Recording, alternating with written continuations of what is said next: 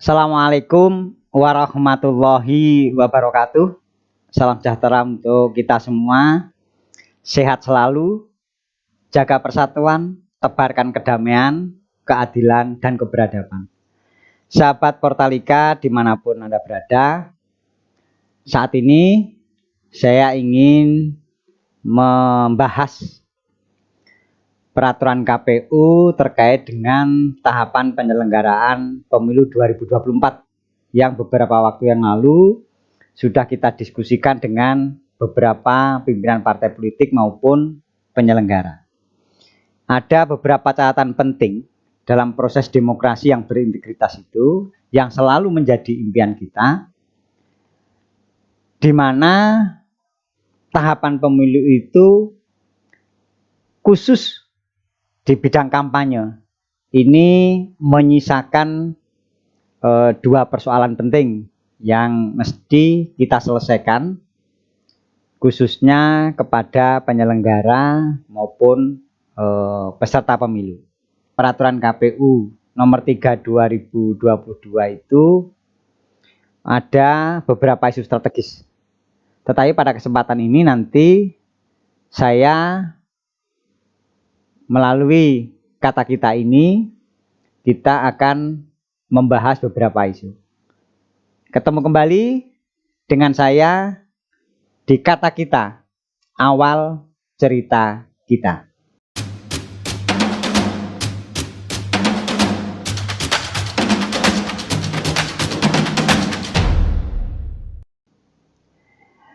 Kembali kepada persoalan, ada beberapa isu penting di dalam peraturan KPU nomor 3 2022 itu, diantaranya adalah tentang pendaftaran dan penetapan partai politik sebagai peserta pemilu. Itu yang pertama. Yang kedua, tentang pencalonan anggota DPR, DPRD provinsi, dan DPRD kabupaten kota. Isu berikutnya adalah tentang masa atau waktu yang tersedia untuk kampanye bagi partai politik sebagai peserta pemilu. Di mana di tahapan itu ada waktu yang cukup panjang, yang saya istilahkan sebagai ruang abu-abu atau masa di mana waktu yang cukup panjang itu tidak diatur secara khusus oleh penyelenggara, dalam hal ini KPU, untuk memfasilitasi peserta pemilu dan masyarakat atau pemilih. Sahabat Portalika yang saya cintai, mari kita coba cermati satu persatu di antara beberapa isu tersebut. Sebagaimana kita ketahui melalui konsultasi antara KPU dengan DPR RI yang berlangsung tanggal 6 Juni 2022, disepakati masa kampanye pemilu 2024 itu diberi waktu selama 75 hari.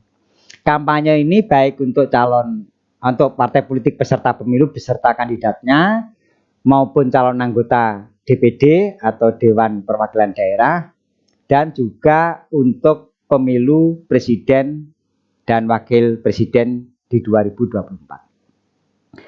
Kesepakatan itulah yang kemudian oleh KPU dituangkan di dalam peraturan KPU nomor 3 tahun 2022. Artinya, kampanye baru akan dimulai 78 hari sebelum hari pemungutan suara. Yakni 75 hari masa kampanye ditambah dengan 3 hari masa tenang. Daftar calon tetap anggota DPR RI, DPD, DPRD provinsi, dan DPRD kabupaten kota baru akan ditetapkan pada tanggal 28 November 2023 sesuai dengan ketentuan pasal 275 maupun pasal 276 Undang-Undang Nomor 7 2017 tentang pemilu. Isi pasal tersebut secara ringkas kurang lebih bahwa kampanye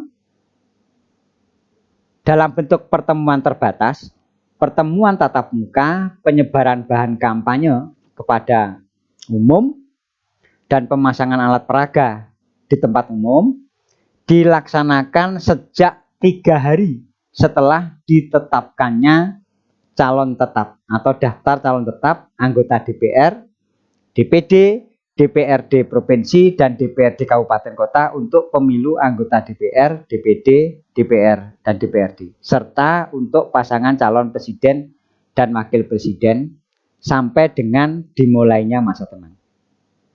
Sementara di pasal 178 ayat 1 dan ayat 2 dijelaskan bahwa verifikasi administrasi dan faktual persyaratan partai politik harus selesai dilaksanakan paling lambat 14 bulan sebelum hari pemungutan suara.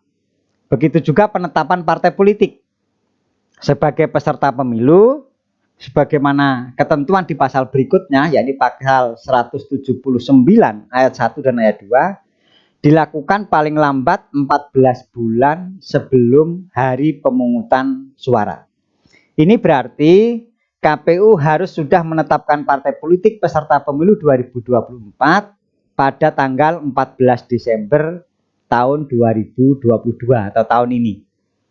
Nah, teman-teman sekalian, mari sekarang kita cermati bersama waktu yang disediakan oleh Undang-Undang Nomor 7 2017 dan tanggal-tanggal serta waktu yang disediakan oleh KPU melalui Peraturan KPU Nomor 3 tahun 2022. Beberapa catatan dari saya. Yang pertama adalah dengan ketentuan paling lambat 14 bulan sebelum pemungutan suara, maka peserta pemilu akan sah dan resmi menjadi peserta pemilu itu paling lambat tanggal 14 Desember tahun 2022.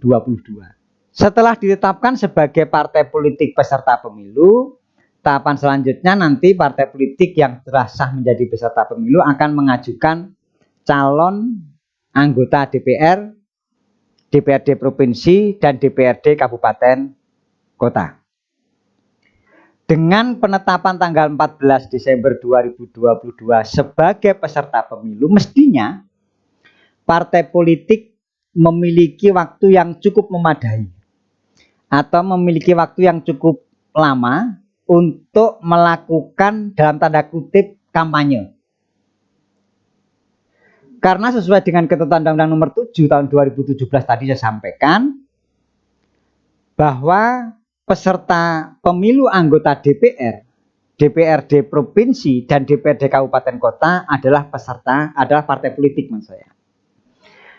Demikian tanpa harus menunggu daftar calon tetap anggota DPR, DPD, DPRD provinsi maupun kabupaten kota, maka partai politik itu sudah sah menjadi peserta pemilu.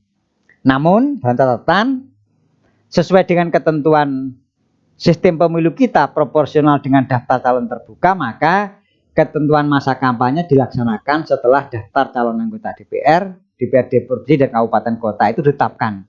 Dengan ketentuan 75 hari masa kampanye, maka KPU menarik waktu itu 78 hari sebelum pemungutan suara. Dari situ maka kalau kita tambah 3 hari untuk ditetapkan DCT, maka kita asumsikan daftar calon tetap nanti baru akan ditetapkan itu 81 hari sebelum hari pemungutan suara. Itu baru ditetapkan. Artinya dari partai politik ditetapkan sebagai peserta pemilu pada bulan Desember, DCT itu baru akan diumumkan nanti bulan November 2023. Ada waktu 11 bulan yang di PKPU itu tidak diatur pemanfaatan waktu itu khususnya untuk partai politik peserta pemilu sebagai peserta pemilu dan bagi masyarakat calon pemilih. Nah, ini penting diatur ini untuk apa? Untuk memberikan kepastian hukum baik bagi peserta pemilu maupun bagi masyarakat luas. Teman-teman sekalian, hal ini tentu sangat merugikan partai politik peserta pemilu 2024 dan khususnya lagi merugikan masyarakat. Maka partai politik meskipun sudah menjadi peserta pemilu, di situ belum bisa menyampaikan atau mengkampanyekan dirinya kepada masyarakat. Di satu sisi masyarakat tidak memperoleh informasi yang cukup memadai untuk memahami, kemudian menilai, apalagi menentukan pilihannya terhadap peserta pemilu atau partai politik tertentu. Ini karena ada waktu 11 bulan yang tidak diatur. Itu catatan yang pertama. Catatan kedua saya, dengan pengaturan waktu tersebut maka terdapat waktu atau area abu-abu, gray area yang tidak jelas pengaturannya atau belum jelas pengaturannya. Sebagaimana diskusi saya dengan Bawaslu beberapa waktu yang lalu, beberapa pimpinan partai politik, beberapa tokoh masyarakat, itu belum bisa dimengerti waktu 11 bulan itu mau dipakai apa atau mau dimanfaatkan untuk apa. Yakni sejak ditetapkannya partai politik sebagai peserta pemilu pada tanggal 16 Desember, nanti bisa dilihat di tayangan slide terkait dengan tahapan kampanye itu, sampai pada ditetapkannya daftar calon tetap atau dimulainya masa kampanye, yakni 78 hari sebelum hari pemungutan suara. Sebagai peserta pemilu yang telah ditetapkan atau disahkan oleh KPU, partai politik pada saat itu belum bisa melakukan kegiatan kampanye. Katakanlah melakukan sosialisasi kepada masyarakat. Persoalannya adalah bentuk dan metode sosialisasi seperti apa yang diizinkan oleh KPU, yang di undang-undang memang tidak diatur, agar peserta pemilu ini tidak melanggar ketentuan pasal yang lain atau ketentuan di undang-undang pemilu maupun peraturan KPU yang lain. Ini belum diatur. Selanjutnya, masyarakat yang semestinya memiliki waktu yang cukup untuk mempelajari, menilai baik visi, misi, program maupun bagaimana partai politik peserta pemilu itu. Karena selama 11 bulan itu partai politik sebagai peserta pemilu tidak memiliki dasar hukum untuk secara aktif mengkampanyekan atau mensosialisasikan atau memperkenalkan diri kepada masyarakat dengan berbagai bentuk dan metodologi kegiatan. Ini belum diatur. Kalau kampanye jelas tatap muka dan sebagainya. Contoh kasus terakhir saja misalnya. Ada seorang pejabat mengkampanyekan anaknya. Dirinya kebetulan sebagai ketua umum DPP partai politik. Ini pun kemudian dilaporkan kepada Bawaslu. Padahal ini masih di luar waktu pemilu. Itu juga menjadi polemik dan perdebatan saat ini. Apalagi 11 bulan di tengah-tengah masa atau tahapan penyelenggaraan pemilu dan partai politik peserta pemilunya jelas tetapi belum diatur bagaimana penggunaan waktu 11 bulan itu. Ini yang harus dicermati oleh kita bersama. Kemudian catatan ketiga, teman-teman sekalian, kampanye dengan waktu yang sangat terbatas yakni 75 hari, maka tidak ada lagi pertarungan ide dan gagasan daripada kandidat. Kenapa? Karena para kandidat baru mengetahui dirinya sah menjadi kandidat calon anggota DPR, anggota DPRD provinsi, maupun anggota DPRD kabupaten kota, itu 3 hari sebelum masa kampanye. Artinya dia punya waktu 81 hari sebelum hari pemungutan suara. Bisa kita bayangkan untuk DPRD kabupaten kota saja misalnya, satu dapil itu antara 6 sampai 10 kandidat. Kita ambil, katakanlah kita ambil maksimal 10 kandidat. Di satu daerah pemilihan DPRD dan kabupaten kota. Kita ambil contoh di Kabupaten Wonogiri, satu dapil itu 5 kecamatan. Kalau peserta pemilunya 20, kita asumsikan maksimal ini ya, 20, maka ada kurang lebih 200 orang kandidat. Bagaimana 200 orang kandidat ini bisa beradu atau bertarung ide dan gagasan di tengah-tengah di depan masyarakat dengan waktu yang sangat singkat? Atau sebaliknya, Masyarakat tidak bisa atau tidak memiliki waktu yang cukup untuk mengakses ide gagasan dari masing-masing kandidat. Sehingga untuk penentuan pilihan akan terbawa oleh kondisi di lapangan. Maksud saya, dengan 75 hari itu, maka para kandidat akan melakukan berbagai cara bagaimana untuk cepat dikenal, atau paling tidak bagaimana agar masyarakat tahu kemudian memilih dirinya.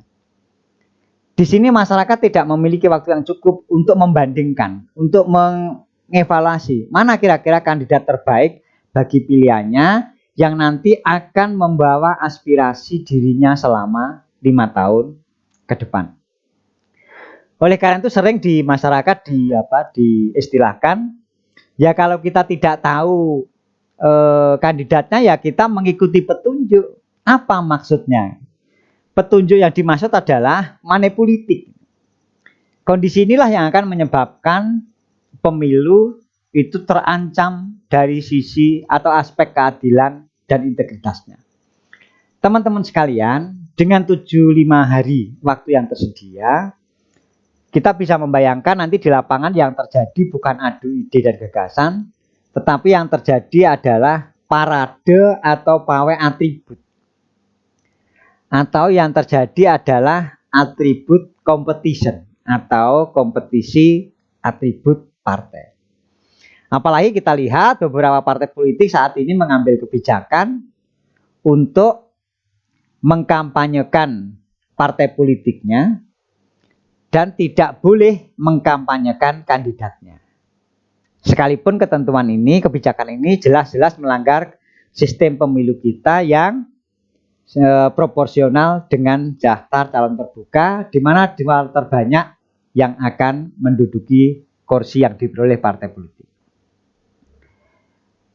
Dengan waktu yang sangat mepet itu, maka peserta pemilu khususnya para kandidat akan menghalalkan segala cara, menghalalkan berbagai cara dengan berbagai metodologi, dengan berbagai teknis di lapangan, karena tidak cukup waktu untuk menyampaikan ide gagasan kepada masyarakat, apalagi mengadu ide gagasan antar kandidat. Bahkan masyarakat juga tidak memiliki waktu untuk bagaimana bisa menggali ide gagasan para kandidat. Entah itu dilakukan secara aktif menghadirkan mereka, atau secara pasif menghadiri kegiatan yang dilakukan oleh para kandidat. Ini juga waktunya tidak cukup. Maka pola komunikasi dengan antara masyarakat dengan kandidat akan terjebak pada komunikasi yang sifatnya sangat transaksional atau pragmatis. Inilah yang akan merusak integritas dan keadilan peserta pemilu. Teman Portalika dimanapun Anda yang berada, yang saya hormati, saya cintai dan saya banggakan. Lalu apa yang harus kita lakukan untuk menyelesaikan dua masalah tadi? Jadi yang pertama, terkait dengan keterbatasan waktu 75 hari masa kampanye dan tersedianya waktu 11 bulan atau saya sebut sebagai area abu-abu yang belum diatur oleh KPU di peraturan KPU nomor 3 2022, sementara partai politik sudah ditetapkan sebagai peserta pemilu yang sah. Disinilah ada hak partai politik sebagai peserta pemilu masih ditahan dalam tanda kutip atau disandra dalam tanda kutip karena belum ada pengaturan selama 11 bulan itu. Begitu juga di masyarakat ketika mau aktif mengundang partai politik atau calon kandidat, sekali lagi masih calon kandidat di tengah-tengah masyarakat, juga muncul kekhawatiran apakah ini nanti melanggar ketentuan peraturan perundang-undangan atau tidak.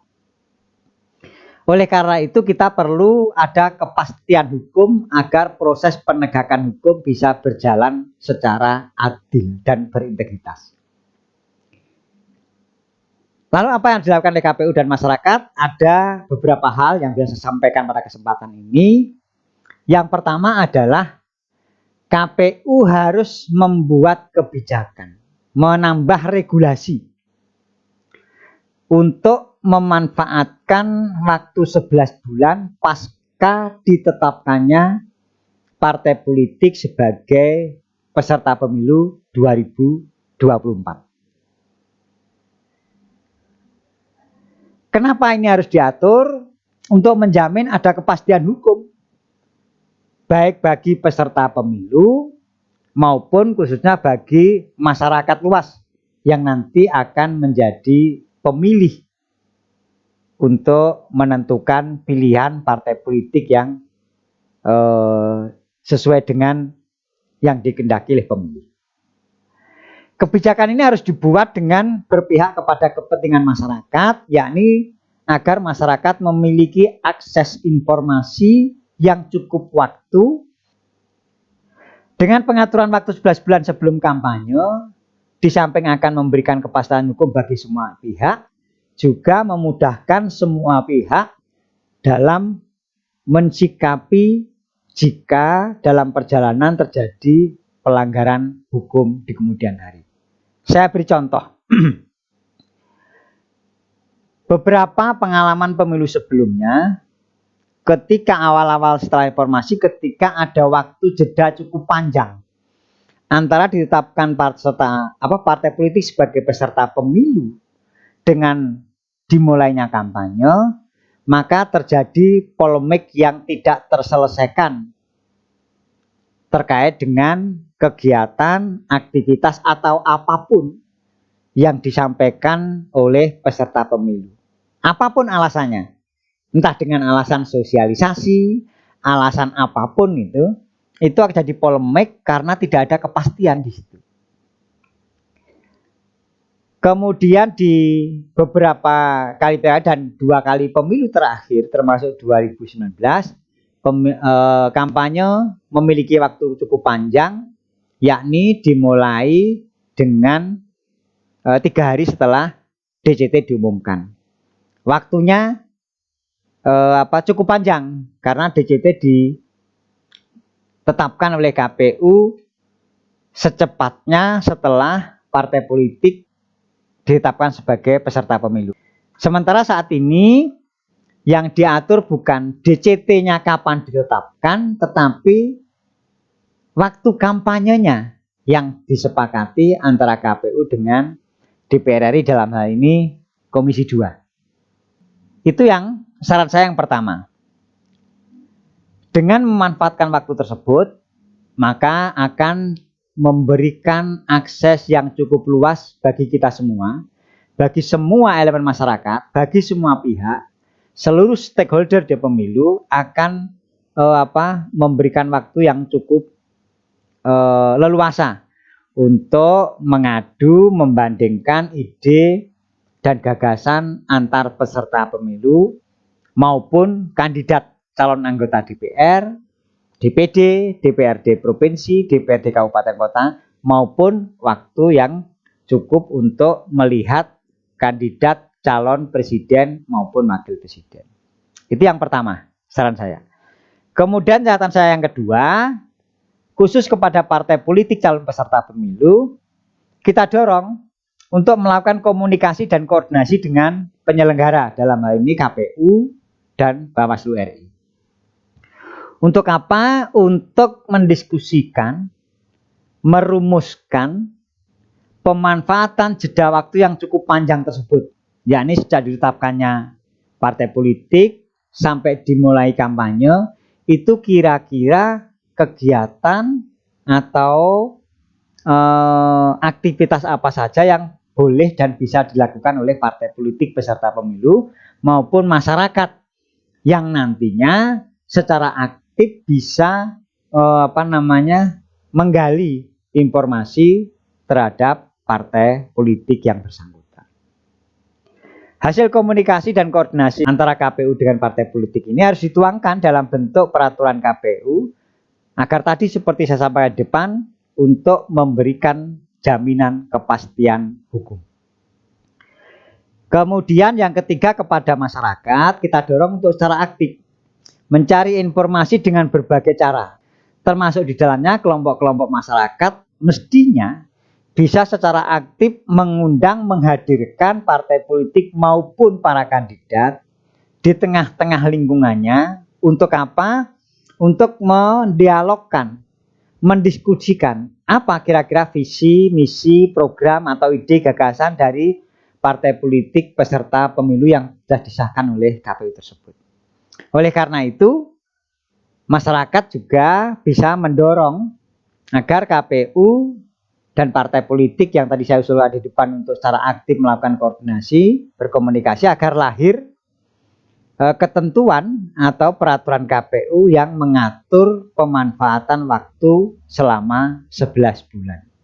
Dari situlah maka kita akan memberikan jaminan kepada masyarakat bagaimana penyelenggaraan pemilu ini bisa berjalan berkeadilan dan berintegritas. Sahabat Portalika, demikian. Sampai jumpa pada kesempatan lain. Tetap dengan kata kita. Awal cerita kita. Sehat selalu. Jaga persatuan. Tebarkan kedamaian. Tebarkan keadilan dan keberadaban. Terima kasih. Assalamualaikum warahmatullahi wabarakatuh.